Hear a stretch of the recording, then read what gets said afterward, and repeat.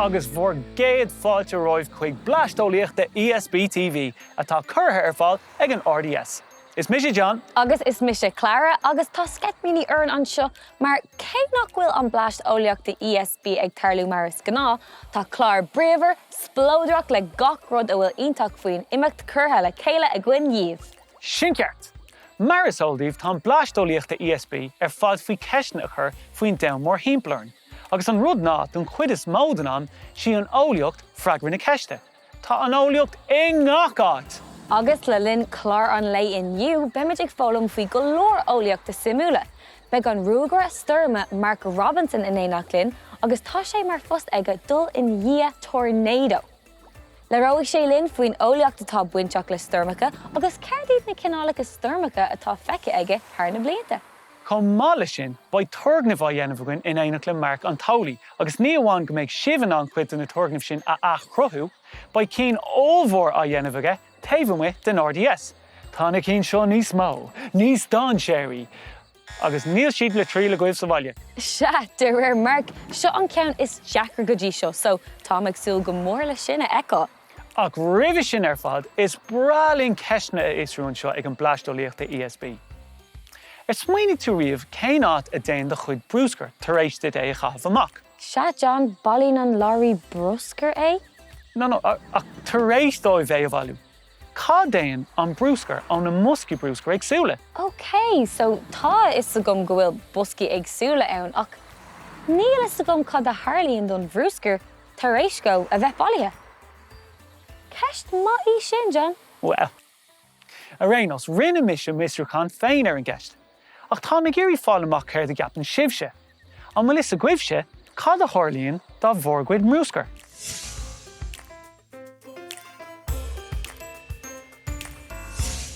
Maris oldún tá an eolaíocht i ngach áit. Tá sé ar scoil, tá sé sa bhaile, tá sé fiú san mrúscar. Sin a dúirt mé san mrúscar. An raibh iscuibh, go dtáirgíonn gach teaghlach in éireann, 4,100 tunna de dramhaíltaí in aghaidh an lei. Na clism sibh a ceistú, cé bhéad é 4,100 tunna?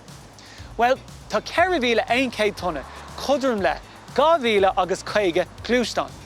Sin cuidirm le 683 elephant, agus sin cuidirm le 66,100 feithinaí John Sharpson. Bheadh sé sin go hálan. A rénos, sin a lán brúscar. Ach a riomh sibh riamh, cá déan an mrúscar sin go léir. Well, mar a ecinn sibh tá brúscar gach áit mór timpeall tá na héanna chana hús ar an daon, Katrina Cáhfuilmid. Tá mid an seo, John, i láthráin dramhaíola. Tá trí dramhaíl difriúla gceist, so tá dramhaíl generálta, téann si seach sa bhoscar brúscar dubh sa bhaile.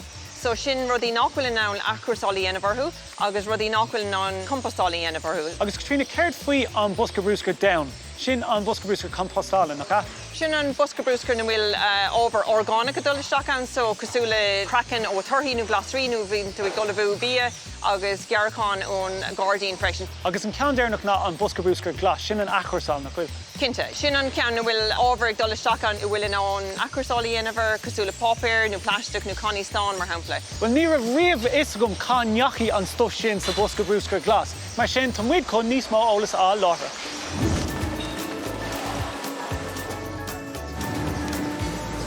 Peochann sé sús an brúscar go léir, tógann sé é, agus chuireann sé ar tábla a bhogan, an sin déanann siad sáirtá léir. Tá sé an simúil. So, Liam, what happens here? So, John, this is what we call our pre-sort cabin. It's the pre-treatment of the material before it goes into the rest of the plant to be sorted out. Agus Liam, cén sort rud it nach féidlinn achrasálaí anamharthú? Just deliberate contamination like nappies, food waste, garden waste, soft plastics, film, and anything that could potentially cause damage to the plant. We need to remove as much of it as possible. Paper, plastics, aluminium and steel are what are allowed in the recycling bin. And when we say plastics, what we mean are rigid bottle, pots, tubs and trays. So soft plastics are not allowed. We're trying to separate all of this stuff into stuff that gets turned back into bottles and paper products again. Nappies and food waste really do a lot of harm to that process. Yeah, a nappy. dhéantar forward an sórtáil ó láb. Ina dhiaidh sin thagann sé amach an seo agus den in na machine seo an cuid eile an sórtáil. Úsáideann an machine seo magnéidí chun canaí a scarann an achrasáil eile. Tá an machine seo dóchreide. Úsáideann sé air chun an plastic a scara an cuid eile an achrasáil. Well, tá mar an seo ag an céim déarnach don phróiseas achrasáil. Katrina, cadí seo nacalat? Okay, so an John Ackling to Bartmore canny aluminium agus tain siad amach go dtí monarchan speisialta chun bheith láta síos agus dhéantar eile. So go dtáinn dhéantar artha achrasáil orthú a rís agus déiteach sí a bheith mar canna nua. Cinnte. Tarlíonn an rud céine leis an popéir agus leis na budéalaí agus tá sé antáchtach go bhaigtar an maithas arás ó na hábhar sin. Agus freisin dearn go bhfuil sé antáchtach go bhfuil tú chur an rud ceart sa Bosca Brúscar ceart. Cinnte, seo tá sin antáchtach mar muna gcuireann tú an ábhar ceart sa Bosca Brúscar ceart an maithas sin caiilte. Agus Katrina, má tá mis sé siopa agus ceanaíim canar aigen, agus taimháile agus ólam an jocan sin. Tá gach seans go bhfuil an canna sin achrasáilta hana féin. Tá gach seans go bhfuil sin fíor. Curran éire milliún tonna de bhí a mú gach blian. Milliún tonna. Mar is áildún, úsáidte roinnt an bia sin mar bhuaín. Ach an raibh go go leor chomhlachtaí an ag géirí teacht ar móna eile le lasabhaint as an dramhaíl sin. Smaoinigh tú riamh ar cá déan an bia atá as státas na siopaí. De gná catar amach é, ach an seo tá siad ag crothú gás as. Seans má go bhfuil isagh nach bhfuil bola róheas ar bia atá imethe as dáta. Tarlíonn sé seo mar go bhfuil an bia an mrise síos ag microorgánacha agus bactéir. Úsáidear an próiseas seo chun bichás a chruthú. Tásúla go bhfuil ochrasarm! Bhain siad an bia an bacáistú, an sin tain an bia go dtí an cruinneachán. Ag an cruinneachán brisin siad síos an bia agus cuimhnítar an ghlas a scuiltar amachas. Ina dhiaidh sin, seoltar an ghlas sin a ras chuig ár dithe. Anis, tá réiteach ag súil eile ann le dramhaíl bia a athúsáid. Fan go bheici siad é seo. Déiteach gur bé seo, tochaí na dramhaíl bia. Cruimhne, marann siad ar dramhaíl bia déine. Is faoin siad prótein iontacha iad, agus is féidir leat iad a úsáid mar bia do a fata, nó muirín. Freisin, imlíana, dógar an Eorop go bhfuil ceadig daoine roinn cruimhne áirithe a ithe. Féidir go mbeidh siad ar an mór duine ar nocht. Féidir mar salaid. nó uachtaróide béidir. Mar sin an céadúir eile bhfuil tusa ag óló canna, nó ag úsáid scagalstáin dud alón, nó béidir díreach ag si ar caithear pláisteach an mhuis a gádaín. Smaoinigh, tá gach seans go raibh ceanna acu siúd mar píos a brúscar uairháin. Bhain mé an tanmhas sin ag fáilt amach cá déan armrúscar. A chun an éarne rá, ní raibh an bola róheas. Agus tá tuilleadh heis na fós agam a bhhailm Israel. Cosúla, an mu móna níos fearr le a úsáid bhaint as armrúscar. No, an mai deiseghain riomh marachtáil I dteann gan éon brúscar in éoncur. Agus ná dénig I dermid, is féidir libhse mar rang tuairt faoi bhór visrúcán féin. Ní luamh ach ceist. Inis, táid chun cúpla tugaimid a dhéanamh inis in éach leis an Eolaíochtach Marc. Agus sibse atá ag breitniú ar seo inniu, tá sibh in ann tríle bhaint as na tugaimh seo freisin. Ach, déan cínte go bhfuil bhór múntóir nó duine fásta in éach libh nuair tá siad á dhéanamh a gcuibh. Hi, Marc. Hey guys. So, Marc, céir atá ar bhunna gcuin inniu? Well, táid díreach tar éis fhoghlaim go bhfuil sé tábhachtach a chreasáil agus a úsáid. That process involves lots of different types of energy changing from one form to another. So I thought we'd make a contraption that also works by transforming energy from one form to the other. In you, táid chun catapult a crothú. Oh, no way. Yeah. Sin iontach. You have everything you need in front of you to make the catapult. Cúpla cipíní, band elastica, agus spúnóg. One second. Cad faoin na labhraímid seo? Well, tá siad sin mar armlón a gcuin. Ooh. Okay, grab cúpla cipíní, cúig nó sé, and wrap them together with the bandy elastica, just so it's nice and tight and it holds it together. mar sin. Okay. Then get cipíní one and put it between the second last and last cipíní. So you have a cross that looks like this. Okay. Then you're going to get your firing arm, the spoon oak. Place it on the catapult and attach it again with the band elastic. Wrap it a few times till it's nice and tight. Agus sin our catapult. An tau fad. On a what? Okay, when I press down on the spoon oak, I'm building up fhuinneamh potential. That's energy that's stored in something due to its position or height. I press down, and then when I let go, that potential energy is going to be converted into fhuinneamh cinéiceach, which will send our marshmallow suas to spare. Will we test them? Yes. Okay, the game here is to see who can get it into the cup first. Eolaíochta. Okay. And Glór. oh, Hein. Adó. A hein do. Trí. eh, Oh, Agus Eolaíochta. unreal! Miss you ever hein. Miss you ever hein. If we were trying to get our marshmallows to shoot further, what changes do you think we could make to the catapult? Ní is go beidir spúnóg níos mó? Roind cipíní eile. Oh, cipíní eile. Okay, good idea. Let's grab a few extra cipíní because if we want more cinéiceach, we need more potential. So put some extra cipíní under on spoon oak, and when we press down on the spoon oak, we create more fhuinneamh potential, so we will have more fhuinneamh cinéiceach. Ooh. Okay. You can build lots of other types of catapults too that use different mechanisms, but they all use the same principle. They convert fhuinneamh potential to fhuinneamh cinéiceach. Eros fad Mark gur míle maith agat. Nis cúla mis go mbeidh go leor praba hartig tarlú ag deir an chlár aniu. Comhaintas atá muide ag fáil ré chun leabhar le Mark Robinson, aber le gach duine céim plán atá agat. Cínte, John. Táimid chun gachrod a dalamid inniu faoi fhuinneamh cinéiceach agus fhuinneamh potential, agus táimid chun a bhéadú. Tá mé chun John agus Clara a thástáil faoin aghuid eolas dramhaíola. Beg orthú an brúscar a thuirteáil amach, có fad is atá siad prab caisleán ceangalta le corda buinsaí. An ceapan sibh an meid siad ábalta an brúscar a chur sa busca brúscar ceart. Fán linn le feiceáil, beg ansprí a gcuin le seo. Anis, átís go bhfuil sibh I bholach faoi carrig. Ceapan muid an seo ag an Bleaist ESB go bhfuil an eolaíocht do chreide.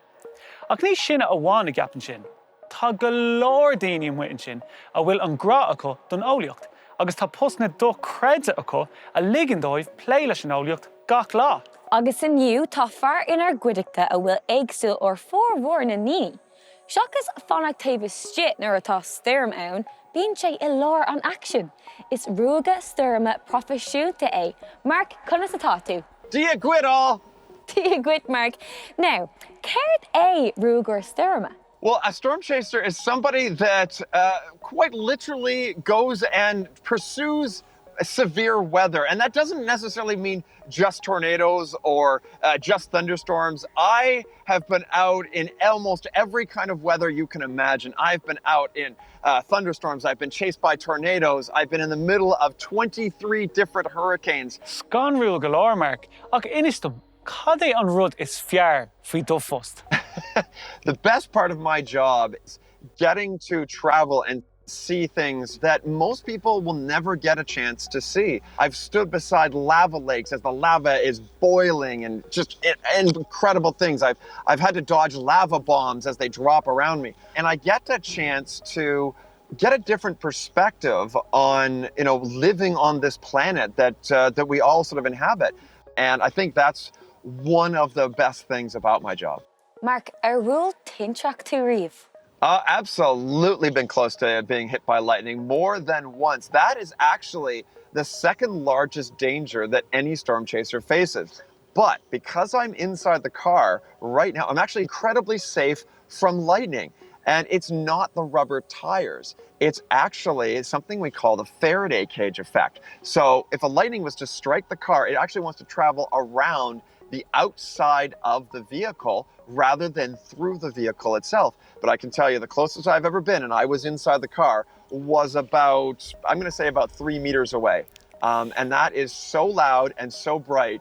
There's no rumble of thunder. All there is a flash and the loudest bang you have ever heard. Nis, tá sé mar aimig an Bleaist Eolaíochta ESB daoine a spreagadh le ceisne a chur faoin domhan mhímpleoireann. So, Mark, nuair bhí tusa níos óige, cén sort ceisne a chur tusa? Oh, I always wondered about how does it work? Why does it do that? How can I go and see that? You know, there wasn't specific science questions that I had.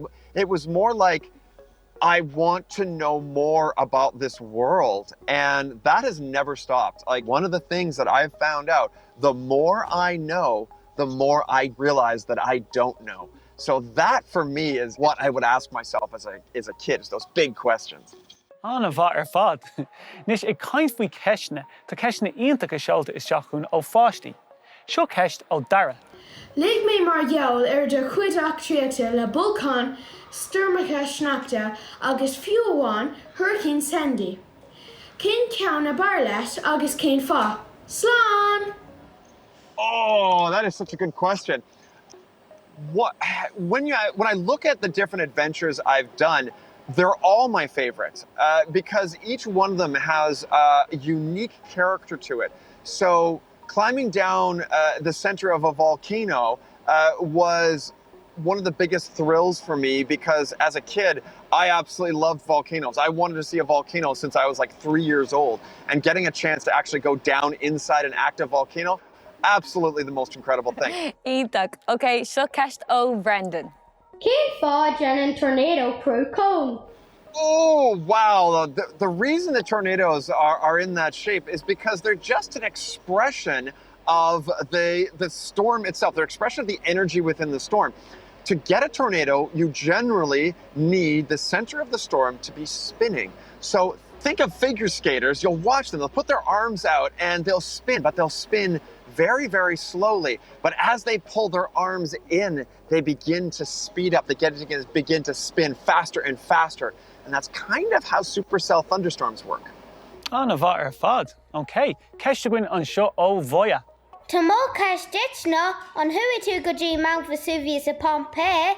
I have been just dying to get to Mount Vesuvius and Pompeii. It's one of those places that I really, really want to go. And in fact, I was working on having a trip out there to get to Vesuvius and Pompeii. And one of the places I was planning on stopping by on my way there was Ireland. I have to get back there and see that wonderful, wonderful country you've got. Well, Mark, tá lán fáilte rót go héireann. Bhí sé iontach leabhart leat aniu faoi Stoirmeacha agus do fus mar rúgara Stoirme. Gur míle maith agat a suchta bheith linn ag an Bleaist Eolaíochta ESB. Slán! Slán! Slán go fáil! Wow! Tá fust dói ag Mark nach bhfuil. Agus is deá hampla é Mark ag léir go rud maith é ceisne a chur faoin domhan mhímpleoirt nuair atá tú níos óige. Agus tá seansan go méid duine agamhse ag over rúgara Stoirme cosúla Mark nuair atá tú níos sinne. Agus béidir nach bhfuil sim agat is Stoirmeacha. Ach, tá seans maith ann go bhfuil an eolaíocht bainteach leis an rud ina bhfuil sim agat. Okay, tá sé an amdún do las mu chuig Mark, ach sulla déimiid ná Duine Gairmiúil ní cóir go muinnig sibh tríal as an dturgnaimh a bhfuil ag teacht suas. Right? Eolaíochta.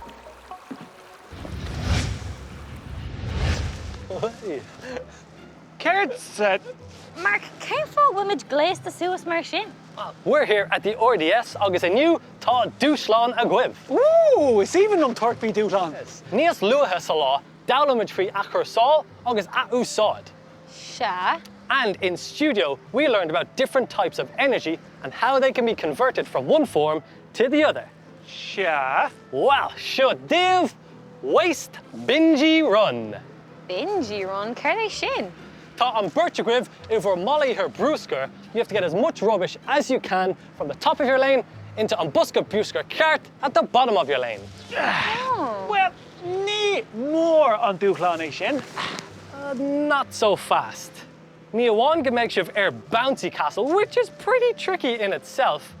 Beidh sibh ceangailte le bungee cord. Ceangailte le céard? A bungee cord. As you run, your kinetic energy will be converted into the potential energy in the bungee cord. The more potential energy that builds up, the more you'll be pulled back, with that potential energy converting back to kinetic energy. Well, higgum. Yeah. Cé bhfuil ag iarraidh dul I dusach? Oh, Misha, let it hold, Misha. Okay, right, glad. Okay, so, Ray. John, you have an assortment of waste at your feet. Some food waste and some recycling waste. It's your job to sort that waste out and put it in the buosca brúsca ceart. And dig and shiv? Dig 'em. Take him. Anish, so to see in which, who do you think's going to get the most rubbish in the right bin? Misha? Duh. Misha. And will to Ray? Tom, hey, Ray. Igyan, 3, do, hang, John! You can see when the guys are running, their kinetic energy is being converted into potential energy in the elastic. The more it's stretched, the more potential energy that builds up in the bungee cord. Then it becomes strong enough to pull them all the way back, converting that potential energy into kinetic energy, whether they like it or not. Kiwi, Caher, Tree, Do, Hain, Stop! Connus a will to a muhu. Tá nach chuirsáil seo. I bhfad níos dacha ná mar eacain sé. Well, you got 2 in the bin. Yay. Clara, on will to Ray. Ooh, sha, Captain go make sé éasca. Okay, Clara, on Rud Kane Anish, you have waste at your feet, some food waste and some recycling waste. You have to sort it out and put it in the right bin. And dig and shift. Take him. Take 'em. Igyan, 3, do, a hain, Right, look, Clara, this cut. Oh! Look, no. Me off, Clara, Clara, take down Ella. That's cheating, no way, Max. That's cheating, no way. When we recycle and reuse our waste, we can reuse some of the energy that went into making it and reuse it for other purposes, producing less pollution, which is better for the environment. Shay, Cuig, Caher, Tree, Do, Hang!